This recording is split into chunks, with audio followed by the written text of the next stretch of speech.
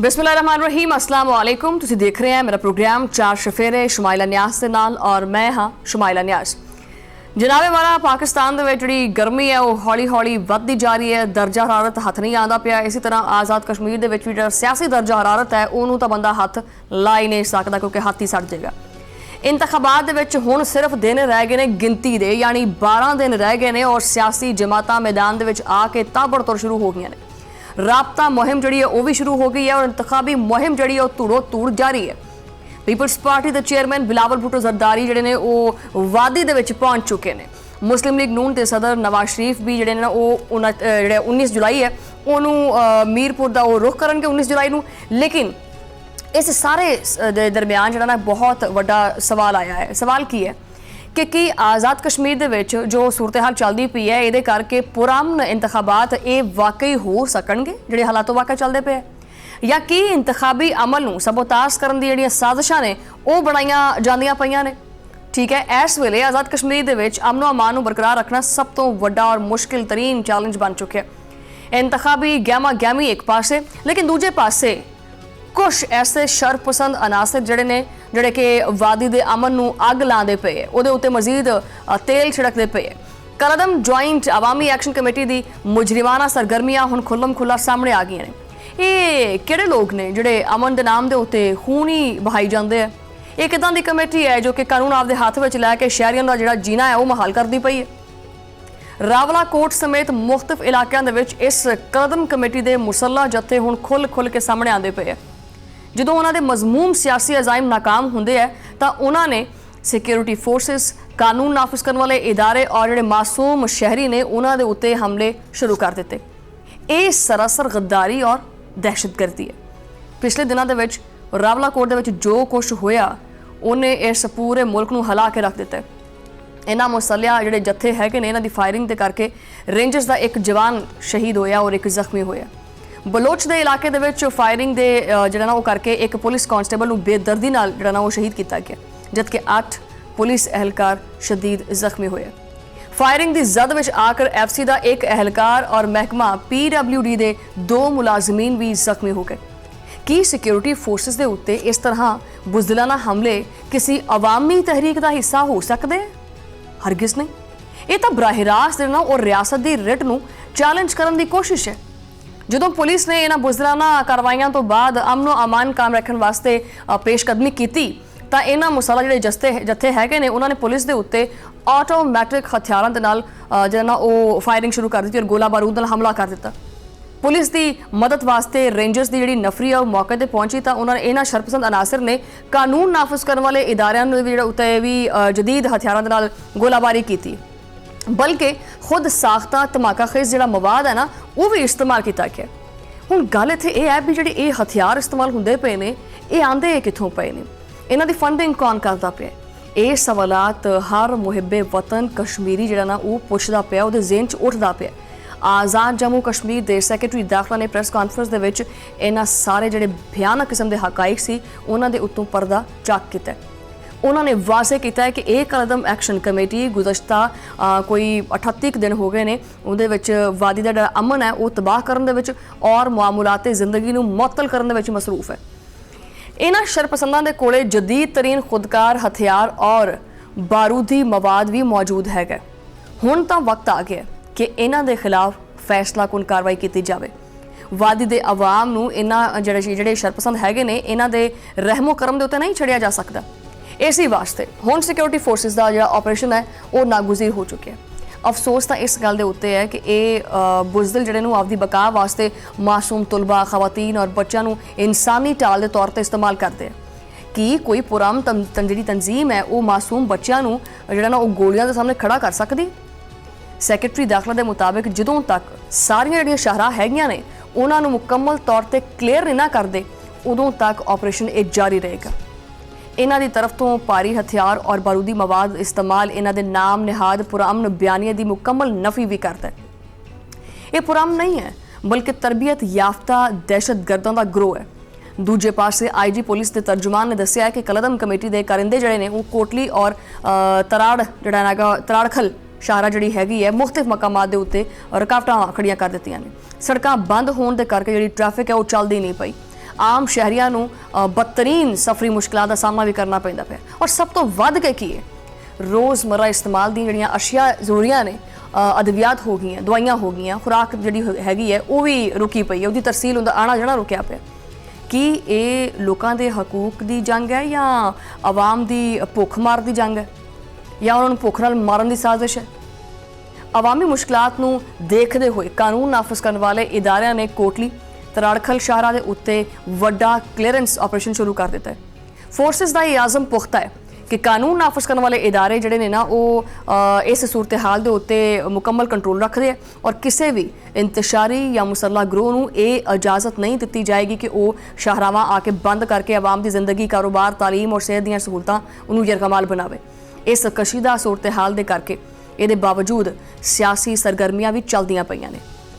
Pakistan people's party ਦੇ chairman Bilawal Bhutto Zardari ਆਪਦੀ ਇੰਤਖਾਬੀ ਮੁਹਿੰਮ ਵਾਸਤੇ ਆਜ਼ਾਦ ਕਸ਼ਮੀਰ ਦੇ ਵਿੱਚ ਮੌਜੂਦ ਨੇ ਔਰ ਉਹ ਤਕਰੀਬਨ 17 ਤੋਂ ਲੈ ਕੇ 24 ਜੁਲਾਈ ਤੱਕ ਭਰਪੂਰ ਜਿਹੜੀ ਇੰਤਖਾਬੀ ਮੁਹਿੰਮ ਹੈ ਨਾ ਉਹ ਚਲਾਉਣਗੇ। ਦੌਰੇ ਤੋਂ ਪਹਿਲੇ ਉਹਨਾਂ ਨੇ JJI ਦੇ ਜਿਹੜੇ ਸਰਬਰਾਹ ਨੇ ਮੌਲਾਨਾ ਫਜ਼ਲ ਰਹਿਮਾਨ ਉਹਨਾਂ ਦੇ ਨਾਲ ਟੈਲੀਫੋਨ ਤੇ ਉੱਤੇ ਰਾਬਤਾ ਵੀ ਕੀਤਾ ਔਰ ਦੋਨੋਂ ਰਹਿਨੁਮਾਵਾਂ ਨੇ ਆਜ਼ਾਦ ਕਸ਼ਮੀਰ ਦੀ ਹੜਤਾਲ ਔਰ ਜਿਹੜੀ ਇਹ ਸੂਰਤ ਹਾਲ ਚੱਲਦੀ ਪਈ ਹੈ, ਜਿਹੜੀ ਇਹ ਕਸ਼ੀਦਾ ਸੂਰਤ ਹਾਲ ਹੈ, ਇਹਦੇ ਉੱਤੇ ਗਹਿਰੀ ਤਸ਼ਵੀਸ਼ ਦਾ ਵੀ ਇਜ਼ਹਾਰ ਕੀਤਾ। ਉਹਨਾਂ ਨੇ ਇਸ ਬੁਹਰਾਨ ਤੋਂ ਨਿਬੜਨ ਵਾਸਤੇ ਮੁਸ਼ਤਰਕਾ ਤੌਰ ਦੇ ਉੱਤੇ ਹਕਮਤ ਅਮਲੀ ਬਣਾਉਣ ਦੇ ਉੱਤੇ ਵੀ ਇਤਫਾਕ ਕੀਤਾ। ਮੁਜ਼ੱਫਰਾਬਾਦ ਦੇ ਵਿੱਚ ਪੀਪਲਸ ਪਾਰਟੀ ਦੇ ਜਿਹੜੇ ਅਹੁਦੇਦਾਰ ਨੇ ਉਹਨਾਂ ਦੇ ਇਜਲਾਸ ਨਾਲ ਖਿਤਾਬ ਕਰਦੇ ਹੋਏ ਬਿਲਾਵਲ ਭੁੱਟੋ ਨੇ ਇੱਕ ਬਹੁਤ ਵੱਡਾ ਮੁਤਾਲਬਾ ਕੀਤਾ ਔਰ ਉਹਨਾਂ ਨੇ ਆਜ਼ਾਦ ਕਸ਼ਮੀਰ ਦੇ ਮਾਮਲੇ ਦੇ ਉੱਤੇ ਟਰੂਥ ਐਂਡ ਰੀਕੈਂਸਲੇਸ਼ਨ ਕਮਿਸ਼ਨ ਜਿਹੜਾ ਨਾ ਉਹ ਕਾਇਮ ਕਰਨ ਦੇ ਉੱਤੇ ਵੀ ਜ਼ੋਰ ਦਿੱਤਾ। ਅੱਛਾ, ਇਹਦਾ ਮਕਸਦ ਕੀ ਹੈ? ਇਸ ਕਮਿਸ਼ਨ ਦਾ ਮਕਸਦ ਇਹ ਹੈ ਕਿ ਸਜ਼ਾ ਔਰ ਜਜ਼ਾ ਦੇ ਨਾਲ ਜਿਹੜੇ ਸਾਰੇ ਤਮਾਮ ਹਕੂਕ ਨੇ ਉਹਨਾਂ ਨੂੰ ਆਵਾਮ ਦੇ ਸਾਹਮਣੇ ਲਿਆ ਕੇ ਰੱਖਿਆ ਜਾਵੇ। ਇਸ ਤੋਂ ਇਲਾਵਾ ਉਹਨਾਂ ਨੇ ਤਜਵੀਜ਼ ਦਿੱਤੀ ਹੈ ਕਿ ਕੌਮੀ ਅਸੈਂਬਲੀ ਦੇ ਵਿੱਚ ਆਜ਼ਾਦ ਜੰਮੂ ਕਸ਼ਮੀਰ ਨੂੰ ਘੱਟੋ-ਘੱਟ ਅਬੂਰੀ ਜਾਂ ਆਬਜ਼ਰਵਰ ਦੀ ਹੈਸੀਅਤ ਦੇ ਨਾਲ ਨੁਮਾਇੰਦਗੀ ਦਿੱਤੀ ਜਾਵੇ ਤਾਂ ਕਿ ਕਸ਼ਮੀਰੀਆਂ ਦਾ ਜਿਹੜਾ ਮੌਕਫ ਹੈ ਉਹ ਡਾਇਰੈਕਟ ਵਫਾਕ ਤੱਕ ਪਹੁੰਚ ਸਕੇ। ਉਧਰ ਦੂਜੇ ਪਾਸੇ ਜਮਾਤ ਇਸਲਾਮੀ ਨੇ ਵੀ ਮਾਮਲੇ ਨੂੰ ਹੱਲ ਕਰਨ ਵਾਸਤੇ ਆਪਣਾ ਇੱਕ ਕਦਮ ਚੁੱਕ ਲਿਆ। ਉਹਨਾਂ ਨੇ ਆਜ਼ਾਦ ਕਸ਼ਮੀਰ ਦੀ ਮੌਜੂਦਾ ਸੂਰਤ ਹਾਲ ਦੇ ਉੱਤੇ ਇੱਕ ਅਮਨ ਜਰਗਾ ਤਸ਼ਕੀਲ ਦੇ ਦਿੱਤਾ ਹੈ। ਇਸ ਜਰਗੇ ਦੀ ਸਰਬਰਾਹੀ ਲਿਆਕਤ ਬਲੋਚ ਕਰਨਗੇ ਔਰ ਇਹ ਅਮਨ ਜਰਗਾ ਜਿਹੜਾ ਹੈਗਾ ਉਹ ਸਦਰ, ਵਜ਼ੀਰ ਆਜ਼ਮ, ਸਿਕਿਉਰਿਟੀ ਹਕਾਮ, ਸਿਆਸੀ ਜਮਾਤਾਂ ਔਰ ਜੁਆਇੰਟ ਐਕਸ਼ਨ ਕਮੇਟੀ ਦੇ ਨਾਲ ਮੁਲਾਕਾਤਾਂ ਕਰਕੇ ਅਮਨ ਦੀ ਬਹਾਲੀ ਦੀ ਕੋਸ਼ਿਸ਼ ਕਰੇਗਾ। ਲੇਕਿਨ ਸਵਾਲ ਇਹ ਹੈ ਕਿ ਕਾਨੂੰਨ ਜਿਹੜਾ ਨਾ ਉਹ ਹੱਥ ਵਿੱਚ ਲੈਣ ਵਾਲੇ ਜਿਹੜੇ ਹੈਗੇ ਨੇ ਉਹਨਾਂ ਦੇ ਨਾਲ ਮੁਜ਼ਾਕਰਤ ਹੋ ਸਕਦੇ ਔਰ ਅਗਰ ਹੋ ਗਏ ਤਾਂ ਇਹ ਮੁਜ਼ਾਕਰਤ ਕਾਮਯਾਬ ਹੋ ਸਕਦੇ। ਦੂਜੇ ਪਾਸੇ ਵਜ਼ੀਰ ਆਜ਼ਮ ਦੇ ਮੁਸ਼ੀਰ ਰਾਣਾ ਸਨਾਉਲਾ ਦਾ ਬਹੁਤ ਵੱਡਾ ਬਿਆਨ ਸਾਹਮਣੇ ਆਇਆ। ਉਹਨਾਂ ਨੇ ਵਾਜ਼ਹ ਕੀਤਾ ਹੈ ਕਿ ਆਜ਼ਾਦ ਕਸ਼ਮੀਰ ਦੇ ਵਿੱਚ ਆਮ ਇੰਤਖਾਬਾਤ 27 ਜੁਲਾਈ 2026 ਨੂੰ ਹੋਣਗੇ। ਇੰਤਖਾਬਾਤ ਆਪਦੇ ਮੁਕਰਰਾ ਵਕਤ ਦੇ ਉੱਤੇ ਆਇਨ ਦੇ ਔਰ ਕਾਨੂੰਨ ਦੇ ਮੁਤਾਬਕ ਹੋਣਗੇ। ਕਿਸੇ ਨੂੰ ਤਾਕਤ ਜਾਂ ਅਸਲਹੇ ਦੇ ਜ਼ੋਰ ਦੇ ਉੱਤੇ ਇੰਤਖਾਬੀ ਅਮਲ ਰੋਕਣ ਦੀ ਜਿਹੜੀ ਹੈ ਨਾ ਹਰਗਿਜ਼ ਤੌਰ ਦੇ ਉੱਤੇ ਇਜਾਜ਼ਤ ਨਹੀਂ ਦਿੱਤੀ ਜਾਵੇਗੀ। ਰਾਣਾ ਸਨਾਉਲਾ ਦੇ ਮੁਤਾਬਕ ਜੁਆਇੰਟ ਐਕਸ਼ਨ ਕਮੇਟੀ ਦੇ ਸਾਰੇ ਜਾਇਜ਼ ਮੁਤਾਲਬਾਤ ਪਹਿਲਾਂ ਹੀ ਪੂਰੇ ਕੀਤੇ ਜਾ ਚੁੱਕੇ। ਹੁਣ ਤਾਂ ਸਿਰਫ ਇਹ ਗੁੰਡਾਗਰਦੀ ਔਰ ਇੰਤਸ਼ਾਰ ਫੈਲਾਉਣ ਦਾ ਕੋਈ ਜਵਾਜ਼ ਬਾਕੀ ਨਹੀਂ ਰਹਿੰਦਾ। ਤਾਂ ਸੁਣ ਲੈ, ਜਿਹੜੇ ਵੀ ਸ਼ਰਪਸੰਦ ਹੈਗੇ ਨੇ ਉਹਨਾਂ ਦੇ ਸਰਪ੍ਰਸਤ ਵੀ ਉਹ ਸੁਣ ਲੈਣ ਕਿ ਆਜ਼ਾਦ ਕਸ਼ਮੀਰ ਦੇ ਗਯੂਰ ਆਵਾਮ ਸਿਕਿਉਰਿਟੀ ਫੋਰਸਿਸ ਦੇ ਨਾਲ ਖਲੋਤੇ ਨੇ। ਗੋਲੀਆਂ ਔਰ ਬੰਬਾਂ ਦੇ ਜ਼ੋਰ ਦੇ ਉੱਤੇ ਵਾਦੀ ਦਾ ਅਮਨ ਤਬਾਹ ਕਰਨ ਵਾਲਿਆਂ ਦੇ ਜਿਹੜਾ ਨਾ ਉਹ ਆਸੇ-ਪਾਸੇ ਘੇਰਾ ਤੰਗ ਕਰਦਾ ਹੈ ਔਰ ਭੱਜਣ ਦਾ ਰਾਹ ਨਹੀਂ ਮਿਲੇਗਾ। ਕਾਨੂੰਨ ਦੀ ਲਾਠੀ ਜਿਹੜੀ ਬੜੀ ਬੇਆਵਾਜ਼ ਹੁੰਦੀ ਹੈ, ਹੁਣ ਇਹ ਲਾਠੀ ਇਹਨਾਂ ਸ਼ਰਪਸੰਦਾਂ ਦੇ ਉੱਤੇ ਵਰਸੇਗੀ ਔਰ ਵਰਸਣ ਨੂੰ ਤਿਆਰ ਹੋਈ ਪਈ ਹੈ। ਆਜ਼ਾਦ ਕਸ਼ਮੀਰ ਪਾਕਿਸਤਾਨ ਦਾ ਦਿਲ ਹੈ ਔਰ ਦਿਲ ਦੇ ਉੱਤੇ ਵਾਰ ਕਰਨ ਵਾਲੇ ਦਾ ਹੱਥ ਕੱਟ ਦਿੱਤਾ ਜਾਏਗਾ। ਹੁਣ ਨਜ਼ਰਾਂ ਆਉਣ ਵਾਲੇ ਦਿਨਾਂ ਦੇ ਉੱਤੇ ਨੇ ਕਿ ਇੰਤਖਾਬਾਤ ਦਾ ਮਾਹੌਲ ਹੈ ਉਹ ਪੁਰਅਮਨ ਰਹੇਗਾ ਜਾਂ ਕਸ਼ੀਦਗੀ ਜਿਹੜੀ ਉਹ ਮਜ਼ੀਦ ਵਧੇਗੀ। ਇਹਦਾ ਜਵਾਬ ਤਾਂ ਟਾਈਮ ਹੀ ਦੇ ਸਕਦਾ ਹੈ ਜਿਹੜਾ ਆਉਣ ਵਾਲਾ ਹੈਗਾ। ਲੇਕਿਨ ਇੱਕ ਗੱਲ ਤਾਂ ਤੈਅ ਵਾਜ਼ੇ ਹੈ, ਅਮਨ, ਕਾਨੂੰਨ ਔਰ ਅਵਾਮੀ ਤਹਫੁਜ਼ ਹਰ ਹਾਲ ਦੇ ਵਿੱਚ ਜਿਹੜਾ ਨਾ ਉਹ ਸਭ ਤੋਂ ਪਹਿਲੀ ਤਰਜੀਹ ਹੋਣਾ ਚਾਹੀਦਾ। ਬਹਰਹਾਲ ਇਹਦੇ ਨਾਲ ਹੀ ਆਪਾਂ ਬ੍ਰੇਕ ਲੈਣੇ, ਇੱਕ ਬ੍ਰੇਕ ਤੋਂ ਬਾਅਦ ਗੱਲਬਾਤ ਜਾਰੀ ਹੈ।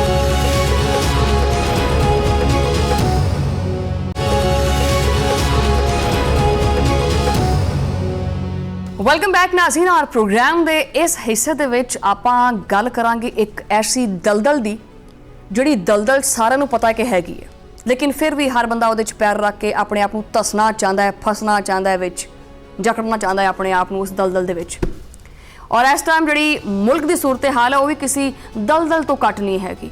ਮੁਲਕ ਸੰਗੀਨ ਤਰੀਨ ਬੁਹਰਾਨਾਂ ਦੀ ਦਲਦਲ ਦੇ ਵਿੱਚ ਫਸ ਚੁੱਕਿਆ ਹੈ, ਫਸ ਨਹੀਂ ਬਲਕਿ ਧਸ ਚੁੱਕਿਆ। ਗਰੀਬ ਜਿਹੜਾ ਉਹ 2 ਵਕਤ ਦੀ ਰੋਟੀ ਨੂੰ, ਮੈਂ ਪਹਿਲੇ ਵੀ ਗੱਲ ਕੀਤੀ ਹੈ ਕਿ ਤਰਸਦਾ ਪਿਆ, ਮੰਨਦੇ ਨਹੀਂ ਹੈਗੇ ਇਹ। ਮੈਸ਼ੀਅਤ ਜਿਹੜੀ ਹੈ ਉਹ ਸਮਝ ਲਓ ਕਿ ਉਹਨੂੰ ਉਹ ਵੈਂਟੀਲੇਟਰ ਦੇ ਉੱਤੇ ਹੈ, ਆਖਰੀ ਸਾਹਾਂ ਤੇ ਚੱਲਦੀ ਪਈ ਹੈ। ਆਪਾਂ ਸਾਰੇ ਦੁਆ ਕਰਦੇ ਪਏ ਹਾਂ ਕਿ ਇਹ ਮੈਸ਼ੀਅਤ ਠੀਕ ਹੋ ਜਾਵੇ, ਮੈਸ਼ੀਅਤ ਠੀਕ ਹੋ ਜਾਵੇ, ਕੋਈ ਮੌਜਜ਼ਾ ਹੋ ਜਾਏ। ਲੇਕਿਨ ਇਕਤਦਾਰ ਦੇ ਨਸ਼ੇ ਦੇ ਵਿੱਚ ਇਹ ਚੂਰ ਰਹਿਣ ਵਾਲੇ ਹੁਕਮਰਾਨ ਔਰ ਇਹ ਜਿਹੜੇ ਲਾਡਲੇ ਵਜ਼ਰਾ ਨੇ, ਇਹ ਆਵਾਮ ਦੇ ਜ਼ਖਮਾਂ ਦੇ ਉੱਤੇ ਆਪਣੀਆਂ ਜੇਬਾਂ ਦੇ ਵਿੱਚ ਨਮਕ ਦੀਆਂ ਜਿਹੜੀਆਂ ਡਲੀਆਂ ਨੇ ਉਹ ਪਾ ਕੇ ਲੈ ਕੇ ਆਂਦੇ, ਛਿੜਕਦੇ ਨਹੀਂ ਹੈ, ਬਾਕਾਇਦਾ ਮਸਲਦੇ ਹੈ ਉਹਨਾਂ ਦੇ ਜ਼ਖਮਾਂ ਦੇ ਉੱਤੇ, ਉਹਦੇ 'ਚ ਮਸਰੂਫ ਨੇ। ਇਹਨਾਂ ਦੀ ਬੇਹਿੱਸੀ ਦੀ ਤਾਂ ਹੱਦ ਹੀ ਹੋ ਚੁੱਕੀ ਹੈ, ਬਲਕਿ ਲੰਘ ਗਏ, ਇਸ ਹੱਦ ਤੋਂ ਹੀ ਪਾਰ ਹੋ ਗਏ। ਪੰਜਾਬ ਹੁਕੂਮਤ ਦੀਆਂ ਸ਼ਾਹ ਖਰਚੀਆਂ ਉਹ ਤੁਸੀਂ ਵੇਖ ਲਓ, ਤੁਹਾਨੂੰ ਸਾਰਿਆਂ ਨੂੰ ਪਤਾ ਹੀ ਹੈ। ਜਦੋਂ ਪੰਜਾਬ ਦੇ ਵਿੱਚ ਅਰਬਾਂ ਰੁਪਈਏ ਦਾ लग्जरी जहाज़ जो खरीद रहे हैं तो सवाल ये पूछा जाता है कि भी ये जहाज़ आपने क्यों लिया है, तो सीना ठोक के कहते हैं, दसते हैं जी हाँ जी लिया है जहाज़, क्या मसला है आपको, क्या हो गया, लेना नहीं सी जहाज़। कि ये गरीब आवाम दे टैक्सां दा खुल्लम खुला मजाक नहीं हैगा। दूजे पासे पेट्रोल ਦੀਆਂ ਕੀਮਤਾਂ ਇਹ ਵਧਾਉਣ ਲੱਗੇ ਤਾਂ ਕਿੰਨਾ ਲੈਂਦੇ ਨੇ, 100 ਰੁਪਈਆ ਵਧਾ ਦਿੰਦੇ ਆ, ਲੇਕਿਨ ਜਦੋਂ ਘੱਟ ਕਰਨਾ ਹੁੰਦਾ ਤੇ 99.9 ਪੈਸਾ। ਯਾਰ ਕੌਣ ਲੋਕ ਹੈ ਯਾਰ, ਕਿੱਥੋਂ ਆਉਂਦੇ ਆ ਇਹ? ਜਦੋਂ ਸਵਾਲ ਹੁੰਦਾ ਹੈ, ਇੱਕ ਵਜ਼ੀਰ ਕਹਿੰਦਾ ਹੈ ਕਿ ਜੀ ਹਾਂ ਅਸੀਂ ਪੈਟਰੋਲ ਜਿਹੜਾ ਨਾ ਉਹ ਮਜ਼ੀਦ ਮਹਿੰਗਾ ਕਰਾਂਗੇ ਕਿਉਂਕਿ ਮਸਲਾ ਬੜਾ ਖਰਾਬ ਹੋਇਆ ਪਿਆ, ਸਾਡੇ ਖਰਚੇ ਨਹੀਂ ਪੂਰੇ ਹੁੰਦੇ ਪਏ, ਅਸੀਂ ਪੈਟਰੋਲੀਅਮ ਲੀਵੀ ਵੀ ਲਾਵਾਂਗੇ ਔਰ ਇਹ ਲੀਵੀ ਕਿਸੇ ਹੋਰ ਦੀ ਨਹੀਂ ਹੈਗੀ, ਕਿਸੇ ਹੋਰ ਦੀ ਜੇਬ ਚੋਂ ਕੱਢਣੀ ਹੈ, ਨਹੀਂ, ਇਹ ਆਵਾਮ ਦੀ ਜੇਬ ਦੇ ਵਿੱਚੋਂ ਕੱਢਾਂਗੇ। ਐਸਾ ਚਿਮਟਾ ਫੜਿਆ ਹੋਇਆ, ਦੂਰੋਂ ਹੀ ਕੱਢ ਲੈਂਦੇ ਪੈਸੇ। ਇਹ ਕੀ ਮਤਲਬ, ਇਹ ਸਮਝ ਮੈਨੂੰ ਇਹ ਦੱਸੋ ਵੀ ਇਹ ਗਰੀਬ ਦੇ ਨਾਲ ਕੋਈ ਦੁਸ਼ਮਣੀ ਚੱਲਦੀ ਪਈ ਹੈ?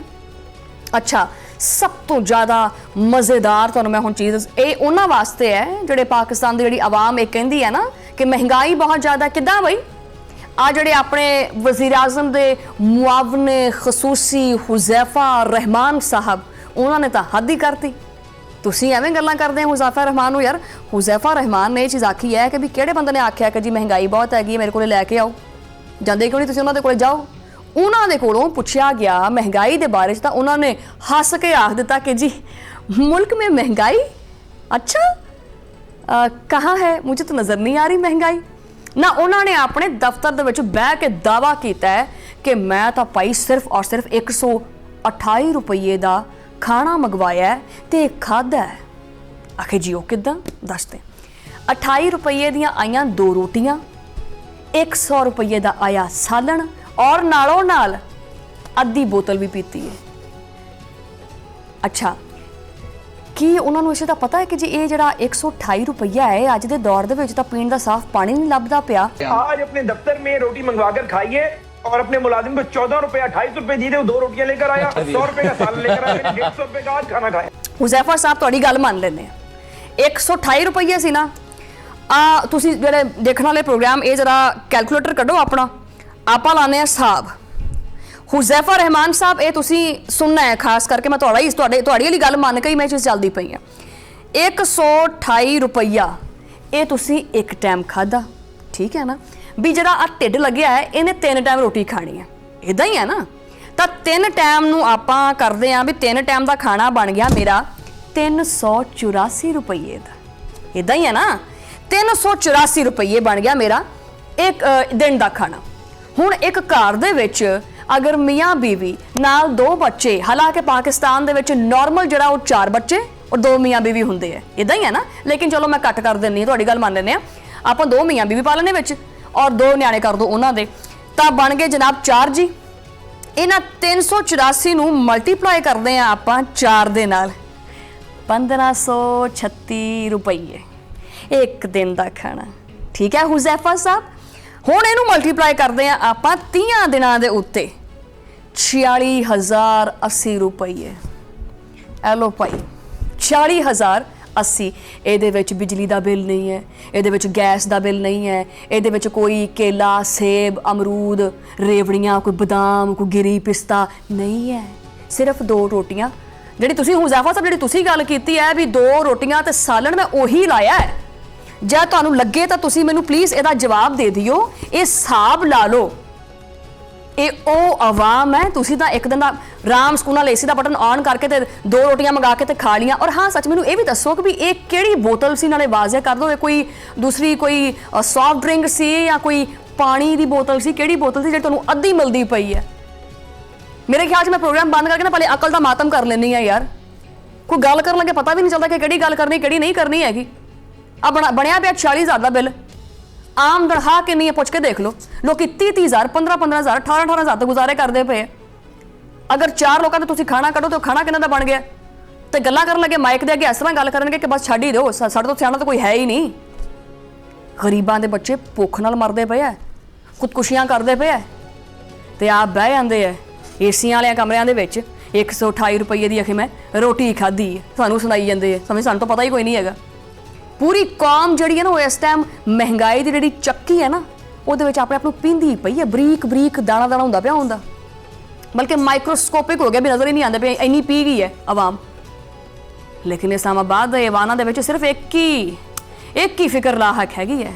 वो फिक्र हैगी है कि ओहो हो ये मैंने अपनी हुकूमत को कैसे बचाना है, ये अपनी वजारत को कैसे बरकरार रखना है, समझ में नहीं आ रहा। इतना मैंने लूट लिया है, बाकी कैसे लूटना है।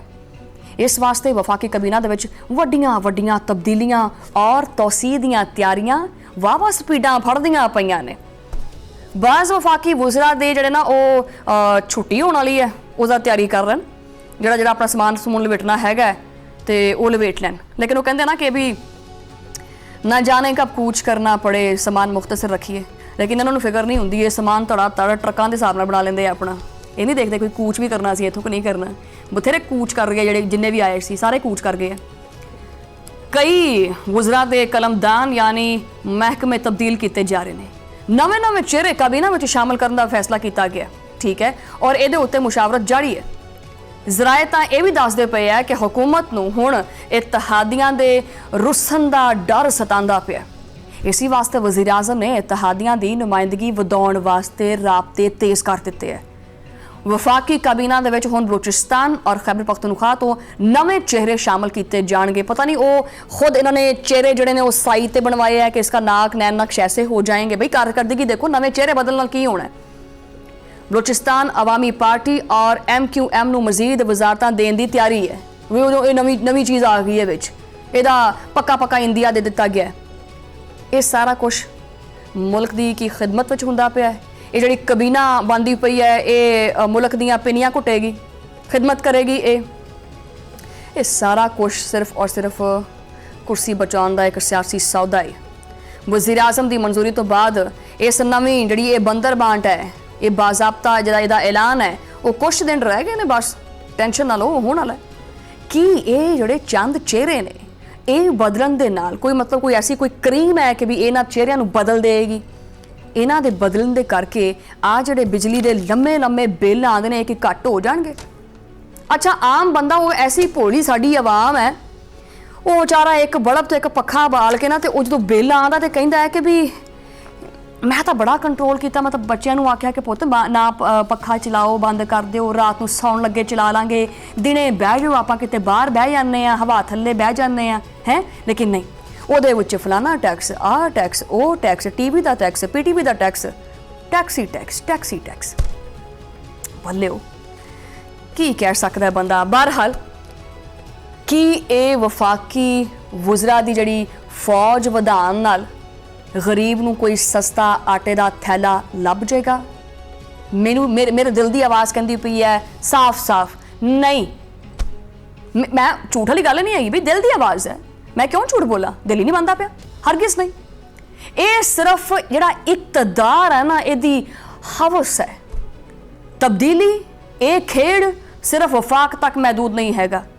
ਪੰਜਾਬ ਦੇ ਵਿੱਚ ਵੀ ਜਿਹੜੀ ਬਿਊਰੋਕ੍ਰੇਸੀ ਹੈ ਉਹਦੀ ਅਖਾੜ ਪਛਾੜ ਸ਼ੁਰੂ ਹੋ ਚੁੱਕੀ ਹੈ। ਪੰਜਾਬ ਹੁਕੂਮਤ ਨੇ ਸੂਬਾਈ ਜਿਹੜੀ ਬਿਊਰੋਕ੍ਰੇਸੀ ਹੈ ਉਹਦੇ ਵਿੱਚ ਵੱਡੇ ਪੈਮਾਨੇ ਦੇ ਉੱਤੇ ਤਕਰਰ ਔਰ ਤਬਾਦਲੇ ਸ਼ੁਰੂ ਕਰ ਦਿੱਤੇ ਹੈ।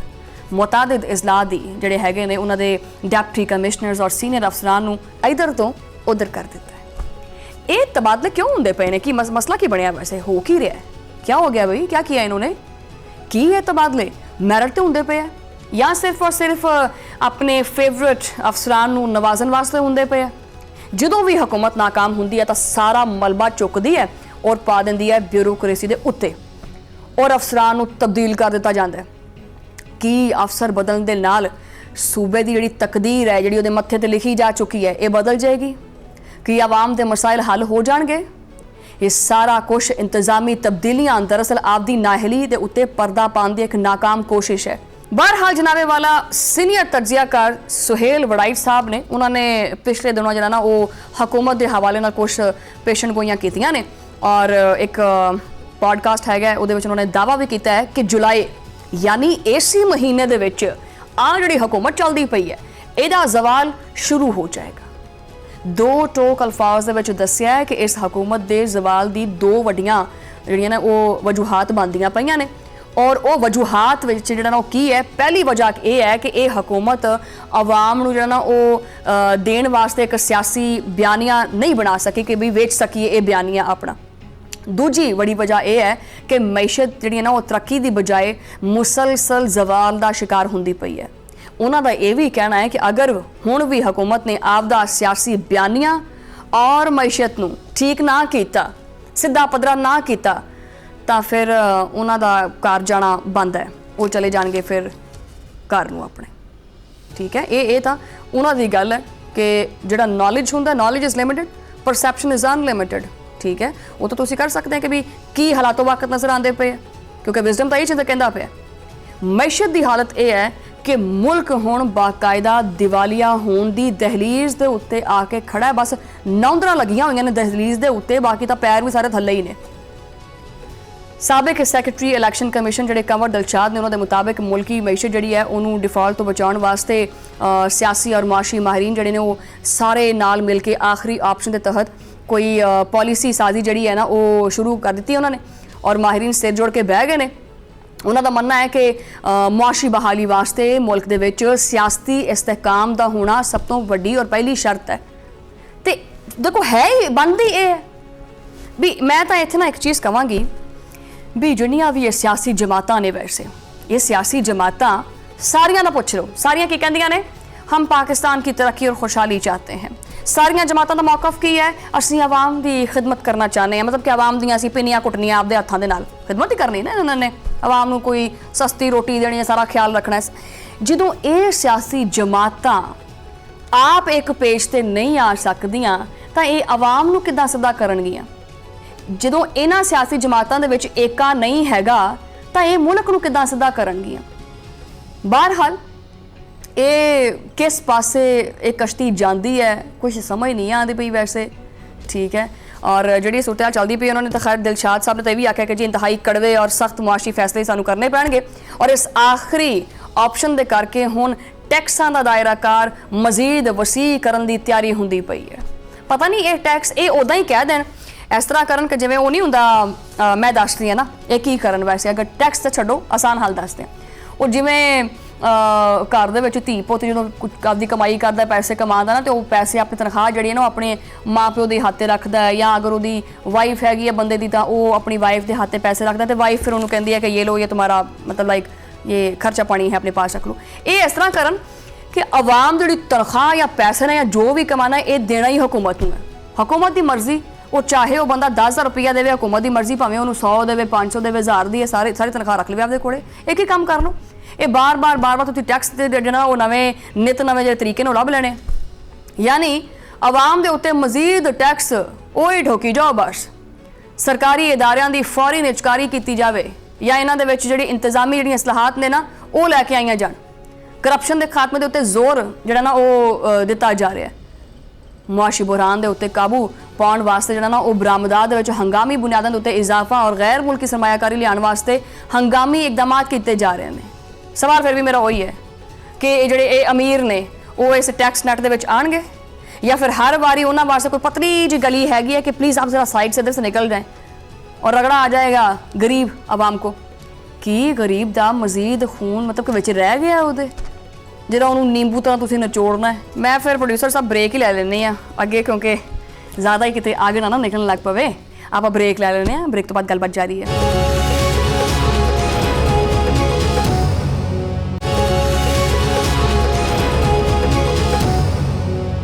Welcome back Nazreen. ਪ੍ਰੋਗਰਾਮ ਦੇ ਇਸ ਹਿੱਸੇ ਦੇ ਵਿੱਚ ਮੈਂ ਹੁਣ ਕੀ ਕਰ ਸਕਦੀ ਹਾਂ ਇਹਦੇ ਵਿੱਚ ਵੀ ਅੱਗ ਹੀ ਹੈ ਕਿਉਂਕਿ ਅਮਰੀਕਾ ਔਰ ਈਰਾਨ ਦੇ ਦਰਮਿਆਨ ਜਿਹੜਾ ਤਸਾਦਮ ਹੈ ਉਹਦੇ ਵਿੱਚ ਮੁਸਲਸਲ ਜਿਹੜੀ ਸ਼ਿੱਦਤ ਹੈ ਉਹ ਵੱਧਦੀ ਜਾ ਰਹੀ ਹੈ। ਮਸ਼ਰਕੇ ਵਸਤਾ ਦੇ ਵਿੱਚ ਜਿਹੜੇ ਜੰਗ ਦੇ ਜਿਹੜੇ ਸ਼ੋਲੇ ਨੇ ਉਹ ਮਜ਼ੀਦ ਤੇਜ਼ ਹੁੰਦੇ ਪਏ ਔਰ ਉੱਚੇ ਹੁੰਦੇ ਪਏ। ਅਮਰੀਕਾ ਔਰ ਈਰਾਨ ਦੇ ਦਰਮਿਆਨ ਜਿਹੜਾ ਤਸਾਦਮ ਹੈ ਉਹ ਹੁਣ ਖਤਰਨਾਕ ਤਰੀਨ ਮਰਹਲੇ ਦੇ ਵਿੱਚ ਦਾਖਲ ਹੋ ਰਿਹਾ ਹੈ।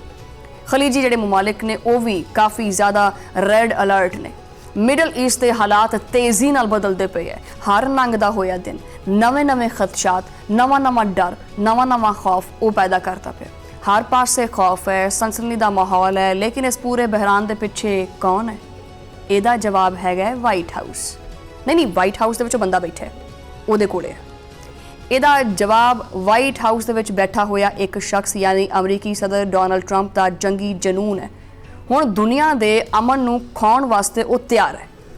ਅਮਰੀਕੀ ਤੈਯਾਰੇ ਮੁਸਲਸਲ 4 ਦਿਨ ਤੋਂ ਈਰਾਨ ਦੇ ਉੱਤੇ ਬੰਬਾਰੀ ਕੀਤੀ ਜਾਂਦੀ ਹੈ। 7 ਘੰਟੇ ਤੱਕ ਮੁਸਲਸਲ ਅੱਗ ਔਰ ਖੂਨ ਦਾ ਖੇਡ ਖੇਡਿਆ ਗਿਆ। ਬੰਦਰਗਾਹਾਂ ਨੂੰ ਨਿਸ਼ਾਨਾ ਬਣਾਇਆ ਗਿਆ। ਸਾਹਲੀ ਜਿਹੜੇ ਇਲਾਕੇ ਨੇ ਉਹਨਾਂ ਨੂੰ ਮਲਬੇ ਦਾ ਢੇਰ ਬਣਾ ਦਿੱਤਾ ਗਿਆ। ਦਰਜਨੋਂ ਫੌਜੀ ਅਹਿਦਾਫ ਤਬਾਹ ਕਰਨ ਦੇ ਦਾਅਵੇ ਕੀਤੇ ਜਾ ਰਹੇ ਹੈ। ਆਖਿਰ ਟਰੰਪ ਚਾਹੁੰਦਾ ਕੀ ਹੈ? ਕਿ ਉਹ ਦੁਨੀਆ ਨੂੰ ਤੀਸਰੀ ਆਲਮੀ ਜੰਗ ਦੇ ਵੱਲ ਲੈ ਕੇ ਜਾਣਾ ਚਾਹੁੰਦਾ ਹੈ। ਗੱਲ ਸਿਰਫ ਔਰ ਸਿਰਫ ਇਸ ਬੰਬਾਰੀ ਤੱਕ ਮਹਿਦੂਦ ਨਹੀਂ ਹੈਗੀ। ਅਮਰੀਕਾ ਨੇ ਹੁਣ ਈਰਾਨ ਦੀ ਬਹਿਰੀ ਨਾਕਾਬੰਦੀ ਵੀ ਸ਼ੁਰੂ ਕਰ ਦਿੱਤੀ ਹੈ। ਅਮਰੀਕੀ ਸੈਂਟਕੌਮ ਦਾ ਇਹ ਕਹਿਣਾ ਹੈ ਕਿ ਕਿਸੇ ਵੀ ਜਹਾਜ਼ ਨੂੰ ਈਰਾਨ ਦੀ ਜਿਹੜੀਆਂ ਬੰਦਰਗਾਹਾਂ ਨੇ ਉੱਥੇ ਤੱਕ ਅਸੀਂ ਪਹੁੰਚਣ ਨਹੀਂ ਦੇਵਾਂਗੇ। ਇਹ ਸਿੱਧੀ ਬਦਮਾਸ਼ੀ ਨਹੀਂ ਹੈਗੀ ਤਾਂ ਫਿਰ ਹੋਰ ਕੀ ਹੈ? ਟਰੰਪ ਇੰਤਜ਼ਾਮੀਆ ਨੇ ਈਰਾਨ ਦੇ ਉੱਤੇ ਨਵੀਂ ਮੁਆਸ਼ੀ ਪਾਬੰਦੀਆਂ ਜਿਹੜੀਆਂ ਨੇ ਉਹ ਵੀ ਹੁਣ ਅੱਗੇ ਘੱਟ ਸੀ, ਜਿਹੜੀਆਂ ਹੋਰ ਮਜ਼ੀਦ ਲਾ ਦਿੱਤੀਆਂ ਨੇ। ਇਹਨਾਂ ਪਾਬੰਦੀਆਂ ਦਾ ਨਿਸ਼ਾਨਾ ਆਮ ਲੋਕ, ਤਾਜਰ ਔਰ ਬਹਿਰੀ ਜਹਾਜ਼ ਨੇ। ਕੀ ਮੁਆਸ਼ੀ ਤੌਰ ਦੇ ਉੱਤੇ ਕਿਸੇ ਮੁਲਕ ਦਾ ਸੰਗ ਕੁੱਟਣਾ ਇਹ ਅਮਨ ਕਾਇਮ ਕਰਨ ਦੇ ਮੁਤਰਾਦਿਫ ਹੈ ਜਾਂ ਤੁਸੀਂ ਅਮਨ ਕਾਇਮ ਕਰ ਸਕਦੇ ਹੋ? ਟਰੰਪ ਦੀ ਇਹ ਆਏ ਰੋਜ਼ ਬਿਆਨਬਾਜ਼ੀ ਜਿਹੜੀ ਹੈਗੀ ਹੈ ਇਹ ਤਾਂ ਹੱਦ ਹੀ ਪਾਰ ਕਰ ਗਈ ਹੈ। ਰੋਜ਼ ਨਵੀਆਂ ਧਮਕੀਆਂ ਦਿੰਦਾ ਹੈ। ਹੁਣ ਤਾਂ ਉਹਨਾਂ ਨੇ ਇਹ ਵੀ ਧਮਕੀ ਦੇ ਦਿੱਤੀ ਹੈ ਕਿ ਅਗਰ ਈਰਾਨ ਨੇ ਉਹਨਾਂ ਦੀ ਮਰਜ਼ੀ ਦਾ ਮੁਆਇਦਾ ਨਾ ਕੀਤਾ ਤੇ ਅਗਲੇ ਹਫ਼ਤੇ ਦੇ ਵਿੱਚ ਈਰਾਨ ਦੇ ਬਿਜਲੀ ਘਰ ਮੈਂ ਉਡਾ ਦੇਣੇ ਨੇ, ਪੁਲ ਮੈਂ ਤਬਾਹ ਕਰ ਦੇਣੇ ਨੇ। ਯਾਰ ਕੀ ਇਹ ਇੱਕ ਸੁਪਰ ਪਾਵਰ ਦੇ ਸਦਰ ਦਾ ਰਵੱਈਆ ਹੈ ਜਾਂ ਕਿਸੇ ਬੈਨੁਲ ਅਕਵਾਮੀ ਆਥੋਰਾਈਜ਼ਡ ਗੁੰਡੇ ਦੀ ਜ਼ੁਬਾਨ ਹੈ? ਟਰੰਪ ਦਾ ਇਹ ਦਾਅਵਾ ਹੈ ਕਿ ਉਹ ਈਰਾਨ ਨੂੰ ਬੁਰੀ ਤਰ੍ਹਾਂ ਜਿਹੜਾ ਨਾ ਉਹ ਨਿਸ਼ਾਨਾ ਬਣਾਉਂਦੇ ਪਏ ਆ। ਉਹਨਾਂ ਨੇ ਜੰਗੀ ਕਾਰਵਾਈਆਂ ਮਜ਼ੀਦ 2 ਤੋਂ 3 ਹਫ਼ਤੇ ਤੱਕ ਜਾਰੀ ਰੱਖਣ ਦਾ ਐਲਾਨ ਵੀ ਕੀਤਾ ਹੈ। ਲੇਕਿਨ ਟਰੰਪ ਦੀ ਬੌਖਲਾਹਟ ਦਾ ਅੰਦਾਜ਼ਾ ਇਸ ਗੱਲ ਤੋਂ ਤੁਸੀਂ ਲਾ ਸਕਦੇ ਆ ਕਿ ਉਹਨਾਂ ਨੇ ਆਬਰਾ ਹੁਰਮਜ਼ ਦੇ ਉੱਤੇ 20% ਟੈਕਸ ਲੈਣ ਵਾਸਤੇ ਆਪਦੇ ਹੀ ਫੈਸਲੇ ਦੇ ਉੱਤੇ ਯੂ ਟਰਨ ਲੈ ਲਿਆ। ਉਹ ਕਹਿੰਦੇ ਆ ਕਿ ਉੱਥੇ ਕੋਈ ਫੀਸ ਨਹੀਂ ਹੋਣੀ ਚਾਹੀਦੀ। ਇਹ ਦੋਹਰਾ ਮਿਆਰ ਕਿਉਂ ਹੈ ਵੈਸੇ? ਕਿ ਟਰੰਪ ਨੂੰ ਆਪਦੀ ਨਾਕਾਮੀ ਦਾ ਅਹਿਸਾਸ ਹੋ ਗਿਆ ਜਾਂ ਹੋਣ ਲੱਗ ਗਿਆ? ਲੇਕਿਨ ਜਿਹੜਾ ਈਰਾਨ ਹੈ ਉਹ ਤੁਹਾਨੂੰ ਪਤਾ ਹੈ ਕਿ ਜਵਾਬ ਜ਼ਰੂਰ ਦਿੰਦਾ ਹੈ, ਖਾਮੋਸ਼ ਨਹੀਂ ਬਹਿੰਦਾ ਹੈਗਾ। ਅਮਰੀਕੀ ਸਦਰ ਦੀਆਂ ਇਹ ਜਿਹੜੀਆਂ ਗਿੱਦੜ ਪੱਕੀਆਂ ਹੈਗੀਆਂ ਨੇ ਉਹਨਾਂ ਦੇ ਉੱਤੇ ਈਰਾਨੀ ਸਦਰ ਦਾ ਕਰਾਰਾ ਜਵਾਬ ਸਾਹਮਣੇ ਆਇਆ। ਈਰਾਨੀ ਸਦਰ ਨੇ ਵਾਅਦਾ ਕੀਤਾ ਕਿ ਉਹ ਮੈਦਾਨੇ ਜੰਗ ਦੇ ਵਿੱਚ ਲੜਨ ਵਾਸਤੇ ਹਰ ਵੇਲੇ ਤਿਆਰ ਖੜੇ ਨੇ। ਈਰਾਨ ਆਪਦੇ ਵਤਨ ਦੇ ਇੱਕ ਇੰਚ ਦਾ ਦਫਾ ਕਰੇਗਾ। ਉਹਨਾਂ ਨੇ ਆਖਿਆ ਕਿ ਬਲਕਿ ਸਿੱਧਾ ਸਵਾਲ ਕੀਤਾ ਹੈ ਕਿ ਟਰੰਪ ਇਹ ਦੱਸਣ ਕਿ ਉਹਨਾਂ ਨੇ ਮੈਦਾਨੇ ਜੰਗ ਦੇ ਵਿੱਚ ਹੁਣ ਤੱਕ ਹਾਸਲ ਕੀ ਕੀਤਾ ਹੈ। ਦੱਸੋ ਨਾ, ਜਵਾਬ ਦਿਓ। ਈਰਾਨੀ ਸਦਰ ਨੇ ਇਹ ਚੀਜ਼ ਟਰੰਪ ਕੋਲੋਂ ਪੁੱਛੀ ਹੈ ਕਿ ਮੈਨੂੰ ਦੱਸ ਵੀ ਤੈਨੂੰ ਇਸ ਜੰਗ ਦੇ ਵਿੱਚ ਲੱਭਿਆ ਕੀ ਹੈ। ਈਰਾਨ ਨੂੰ ਤਕਸੀਮ ਕਰਨ ਦੀ ਸਾਜ਼ਿਸ਼ ਨਾਲ ਅਮਰੀਕਾ ਨੂੰ ਲੱਭਿਆ ਕੀ ਹੈ। ਕੀ ਟਰੰਪ ਵਾਕਈ ਇਹ ਸਮਝਦਾ ਕਿ ਉਹ ਬੰਬਾਰੀ ਔਰ ਨਾਕਾਬੰਦੀ ਦੇ ਕਰਕੇ ਈਰਾਨ ਨੂੰ ਗੋਡਿਆਂ ਦੇ ਭਾਲ ਲੈ ਆਏਗਾ? ਅਗਰ ਅਮਰੀਕਾ ਦਾ ਇਹ ਖਿਆਲ ਹੈ ਤਾਂ ਇਹ ਉਹਦੀ ਬਹੁਤ ਵੱਡੀ ਭੁੱਲ ਹੈਗੀ ਹੈ। ईरान ने ऐलान किया है कि जदों तक अमरीकी जारियत ख़त्म नहीं होती आबने हुरमज़ बंद रहेगी। बस हमने जो कह दिया सो कह दिया। पासदान इनकलाब ने खबरदार किया कि खिते दे विच तेल और गैस की दूसरी गुजरगाहां जिहड़ियां ने वो भी महफूज नहीं रहणगियां। अगर तुसीं समझदे ना कि वो महफूज रहणगियां तो वो भी नहीं रहणगियां। अगर ये राह बंद हो गए तो पूरी दुनिया दे विच पेट्रोलीयम जिहड़ियां चीज़ां हैगियां ने वो सारियां दा सारा उहदे च बहरान पैदा हो जाएगा। कि ट्रंप ने इस हौलनाक नतीजे के बाद सोचा है, कोई प्लान बनाया है? इस दौरान तेहरान दे विच गुस्सा चढ़ना और रूज के उत्ते है। जंग शुरू होने के बाद ईरानी पार्लीमेंट का पहला हंगामी इजलास होया और इस इजलास के अराकीन पार्लीमेंट ने अमरीका के नाल जिहड़ा उन्हां दा तय पाने वाला जिहड़ा मुफाहमती जिहड़ी याददाश्त थी उन्होंने जनाब उन्होंने इस तरह किया, मरोड़िया तरोड़िया और जनाब आख्या कि जी इनू तो पाओ ना जरा कचरे वाले डब्बे च, यह सिटन का मुतालबा किया। उन्होंने 290 अराकीन दी पार्लीमेंट दे विच 180 अराकीन ने इस मुआहदे नूं मुर्दा डैड करार दे दिता है। ईरानी अवाम और सियासतदाना ने अमरीका तो आयतुल्ला खामनाई की शहादत का बदला लैण का मुतालबा भी कर दिता है। ਉਹ ਉਹਨਾਂ ਦੇ ਕਤਲ ਦੇ ਜ਼ਿੰਮੇਦਾਰਾਂ ਦੇ ਖਿਲਾਫ ਅਮਲੀ ਕਾਰਵਾਈ ਚਾਹੁੰਦੇ ਆ ਔਰ ਉਹਨਾਂ ਨੇ ਇਹਦਾ ਮੁਤਾਲਬਾ ਕਰ ਦਿੱਤਾ ਹੈ। ਪਾਰਲੀਮੈਂਟ ਨੇ ਆਪਦੀ ਮੁਸੱਲ੍ਹਾ ਅਫਵਾਜ ਨੂੰ ਮੁਕੰਮਲ ਹਮਾਇਤ ਕੀਤੀ ਹੈ ਔਰ ਉਹਦਾ ਅਹਿਦ ਕੀਤਾ ਹੈ। ਹੁਣ ਈਰਾਨ ਕਿਸੇ ਵੀ ਸਮਝੌਤੇ ਦੇ ਮੂਡ ਦੇ ਵਿੱਚ ਬਿਲਕੁਲ ਨਜ਼ਰ ਨਹੀਂ ਆਉਂਦਾ ਪਿਆ ਔਰ ਇਸ ਨਵੀਂ ਕਸ਼ੀਦਗੀ ਨੇ ਜੂਨ ਦੇ ਵਿੱਚ ਤੈਅ ਪਾਉਣ ਵਾਲਾ ਜਿਹੜਾ ਉਬੂਰੀ ਮੁਆਹਦਾ ਸੀ ਉਹਨੂੰ ਤਾਂ ਖੈਰ ਮੁਕੰਮਲ ਤੌਰ ਦੇ ਉੱਤੇ ਤਬਾਹ ਕਰ ਦਿੱਤਾ ਹੈ। ਇਸਲਾਮਾਬਾਦ ਦੇ ਵਿੱਚ ਤੈਅ ਪਾਉਣ ਵਾਲਾ 14 ਨਕਾਤੀ ਮੁਆਹਦਾ ਹੁਣ ਆਖਰੀ ਸਾਹਾਂ ਤੇ ਮਤਲਬ ਲਾਈਕ ਦਮ ਜਿਹਾ ਤੋੜਦਾ ਪਿਆ ਉਹ ਆਪਣਾ।